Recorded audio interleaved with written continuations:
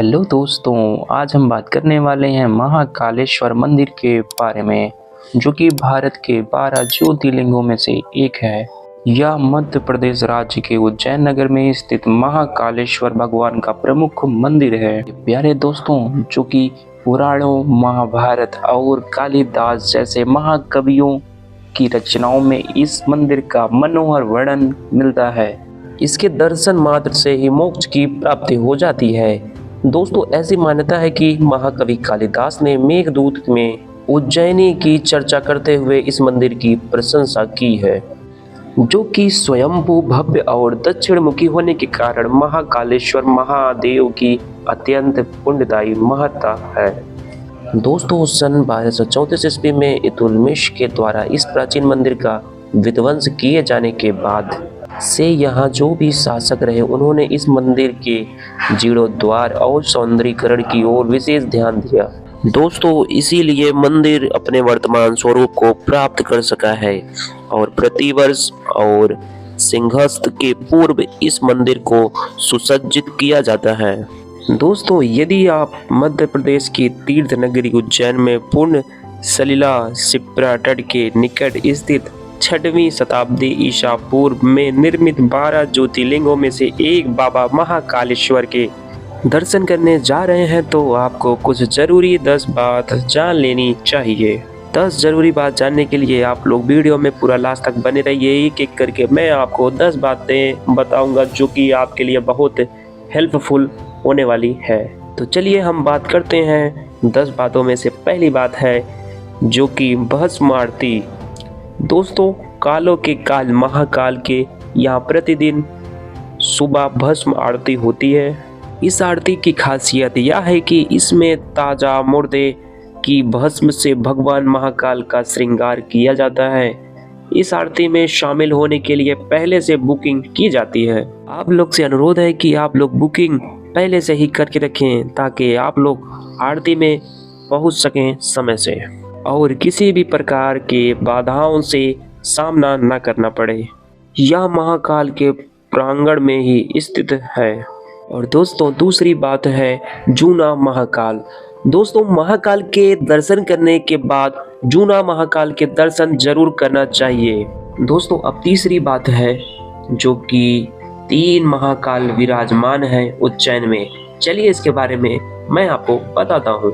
मेरे प्यारे भाइयों, उज्जैन में 3.5 काल विराजमान हैं: महाकाल, काल भैरव और गढ़ कालिका और अधर काल भैरव। यदि महाकाल बाबा और जूना महाकाल बाबा के दर्शन कर लिए हैं, तो यहाँ के दर्शन भी जरूर करें। और चौथी बात यह है कि 12 ज्योतिर्लिंगों में सबसे खास। दोस्तों, 12 ज्योतिर्लिंगों में से महाकाल ही एकमात्र सर्वोत्तम शिवलिंग है।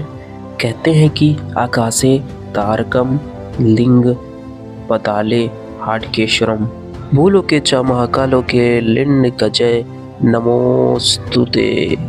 अर्थात आकाश में तारक शिवलिंग, पाताल में हाटकेश्वर शिवलिंग तथा पृथ्वी पर महाकालेश्वर ही मान्य शिवलिंग है।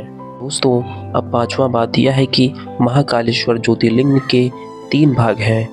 तो चलिए मैं आपको बताता हूँ वो 3 भाग कौन कौन से हैं। वर्तमान में जो महाकालेश्वर ज्योतिर्लिंग है वह 3 खंडों में विभाजित है। निचले खंड में महाकालेश्वर, मध्य खंड में ओंकारेश्वर तथा ऊपरी खंड में श्री नागचंदेश्वर मंदिर स्थित है। तो दोस्तों, आप लोग में से कौन कौन दर्शन करने जा रहा है, कमेंट में लिख के जरूर बताइएगा। नागचंदेश्वर शिवलिंग के दर्शन वर्ष में एक बार नागपंचमी के दिन ही करने दिए जाते हैं। और दोस्तों, 6वां बात यह है कि गर्भगृह का दृश्य। चलिए मैं इसके बारे में आपको बताता हूँ। दोस्तों, गर्भगृह में विराजित भगवान महाकालेश्वर का विशाल दक्षिणमुखी शिवलिंग है। इसी के साथ ही गर्भगृह में माता पार्वती, भगवान गणेश व कार्तिकेय की मोहक प्रतिमाएं हैं। गर्भगृह में नंदी दीप स्थापित है, जो सदैव प्रज्वलित होता रहता है। गर्भगृह के सामने विशाल कक्ष में नंदी की प्रतिमा विराजित है। विक्रमादित्य के शासन के बाद से यहाँ कोई भी राजा रात में नहीं रुक सकता है। दोस्तों, अब 7वां स्थान है जो कि उज्जैन के राजा। तो दोस्तों, उज्जैन का एक ही राजा है और वह है महाकाल बाबा। जिसने भी यह दुस्साहस किया है वह संकटों से घिर कर मारा गया है। यदि आप मंत्री या राजा हैं तो यहाँ रात में ना रुकें। वर्तमान में भी कोई भी राजा, मुख्यमंत्री और प्रधानमंत्री आदि यहाँ रात में नहीं रुक सकते। क्योंकि दोस्तों आप लोग मेरे चैनल पे आए हैं, आपको मैं ये जानकारी बताऊंगा और समझाऊंगा ताकि आप लोग किसी भी समस्या में ना उलझें। तो आप लोग इस बात का विशेष ध्यान दीजिएगा जो मैंने आपको बताया। आप लोग वहाँ रुकने की भूल ना करें। दोस्तों आप लोग कमेंट में ज़रूर लिखना कौन कौन यह सब सुनकर रुकने वाला है या फिर प्लान बना रहा है। और अगर आपके रिलेटिव में कोई वहाँ पे जा रहा है उनको भी ये बात शेयर करना ना भूलें। दोस्तों अब हम चलते हैं 8वें बात की तरफ, जो कि अब एक प्रसिद्ध स्थान आता है जो कि महाकाल की सवारी।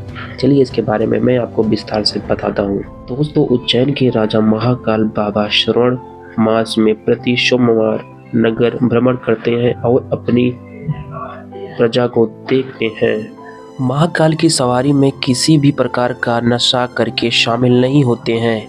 महाशिवरात्रि के दिन समूचा शहर शिवमय हो जाता है।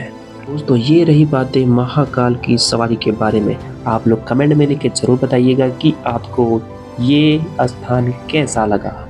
चारों ओर बस शिव जी का ही कुंजन सुनाई देता है। सारा शहर बाराती बन शिव विवाह में शामिल हो जाता है। ये जानकारी आपको कैसी लगी कमेंट में लिख के जरूर बताइएगा। मैं आपका इंतजार कर रहा हूँ आपके कमेंट का। अब बात आती है कि क्यों कहते हैं महाकाल। महाकाल को महाकाल इसलिए कहा जाता है कि प्राचीन समय में यही से संपूर्ण विश्व का मानक समय निर्धारित होता था।